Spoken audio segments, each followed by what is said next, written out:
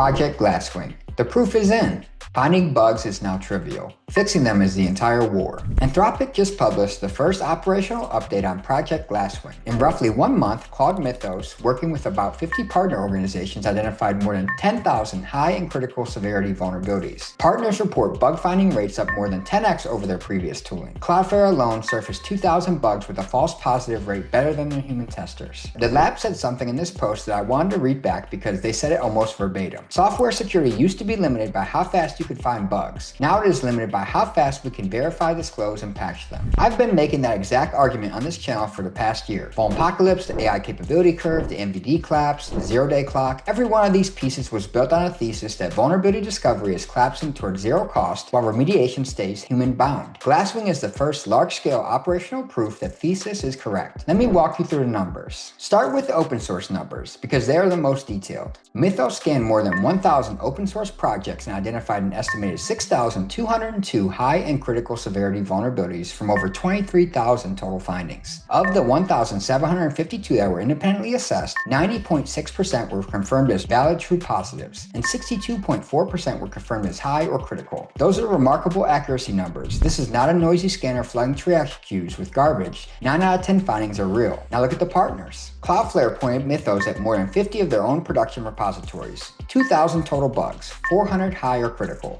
False positive rate better than human testers. I covered Cloudflare's detailed blog in a previous video and the takeaway was the same. The step change is real and chaining capability where Mythos stitches lower severity vulnerabilities into exploitable chains.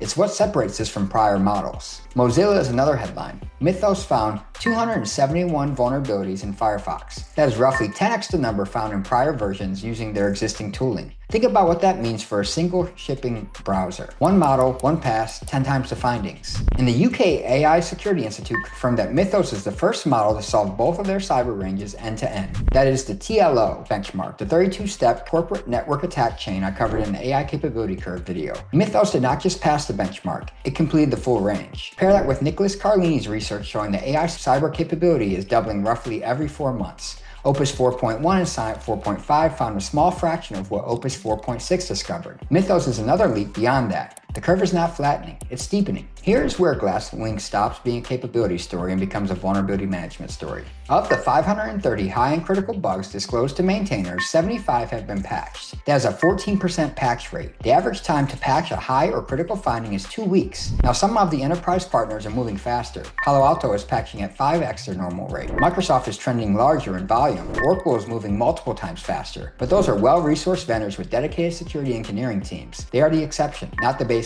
The open source side of the equation is where the structural problem becomes visible. Anthropic disclosed 530 vetted high and critical bugs, plus another 1,129 unvetted findings to maintainers. The response from some of the maintainers was not thank you, it was please slow down. This is exactly the dynamic I described in the MVD video and the Vulnapocalypse video. The discovery side accelerates, the remediation side does not. And the people caught in the middle, open source maintainers who are largely unpaid volunteers, are already buried under AI-generated reports from tools far less capable than Mythos. Madison Oliver documented a 4x surge in vulnerability reports to open source maintainers in 3 months. HackerOne paused its internet bug bounty program because AI-generated reports were up 210%. Now add Glasswing's output on top of the existing flood. The zero-day clock collapsed exploitation timelines from 771 days to hours, but defense did not create that offense in a vacuum. The same capability that lets Anthropic find 10,000 bugs in a month will be available to attackers on every model tier. IO showed that a 3.6 billion parameter model at 11 cents per million tokens can replicate frontier findings with the right harness. Niels Provost demonstrated it with open weight models at $30 to $150 per code base. The mode is not the model. The capability is diffusing and the patch walls is not getting shorter. I want to be direct about 3 tensions in this report that deserve scrutiny. First,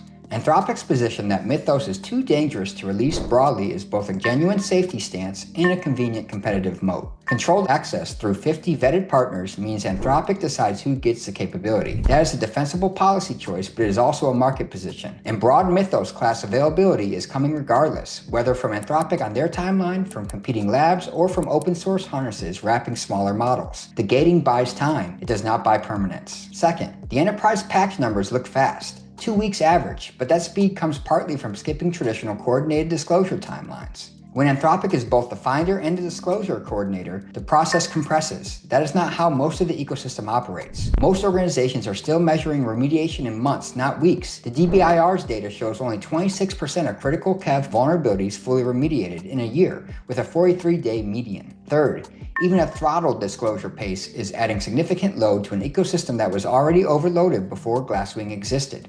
First is forecasting 59,000 CVEs this year. The NVD has formally acknowledged it cannot enrich most of them. Maintainers are asking Anthropic to slow down. Glasswing is a controlled deployment and it is already straining the system. What happens when this capability is broadly available? The discovery problem is solved. Not perfectly, not universally, but directionally. Models can find bugs faster and more accurately than human testers at a fraction of the cost. That is the new baseline. The question is what you do about the remediation side. First, shorten patch cycles. If your organization is still operating on a monthly patch cadence, the math no longer works.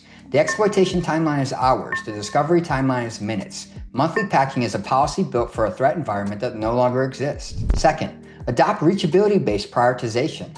Not every vulnerability matters equally in your environment. CVSS alone was never a good prioritization mechanism, and in an environment with 59,000 or more CVEs per year, it is actively misleading. Stack signals, SysAkev, EPSS, reachability analysis, runtime context, and business criticality. The Cloud Security Alliance's AI-ready vulnerability management framework and James Berthotti's work on signal stacking both provide practical models for this. Third, accelerate the transition to memory-safe languages. A significant share of vulnerabilities Glasswing surfaced are memory safety issues in C and C++ code bases. The long-term structural answer is not faster patching of memory-unsafe code. It is less memory-unsafe code. And fourth, build towards machine speed controls. Virtual patching, runtime enforcement, automated compensating controls. If the attacker operates at machine speed, the defender cannot rely exclusively on human speed remediation. So Anthropic just showed the industry what happens when you point a frontier cyber model at real software at scale. 10,000 high and critical vulnerabilities in a month, 90.6% true positive rate, maintainers asking to slow down, 14% of disclosed bugs patched. Every piece I've published over the past year, the Vulnapocalypse, the capability curve, the NVD collapse, the zero-day clock, was building towards this moment. The thesis was that the discovery would out-collapse towards zero cost while remediation stayed human-bound, and the gap between those two curves would define the next era of cybersecurity. Glasswing is not the ceiling, it is the floor. Carlina's data shows capability doubling every 4 months. The next model will find more. The model after that will find more still. The constraint is no longer on the discovery side. The constraint is entirely on the remediation side. And that is where every dollar, every engineering hour, and every policy decision needs to focus. Subscribe, and I'll see you in the next one.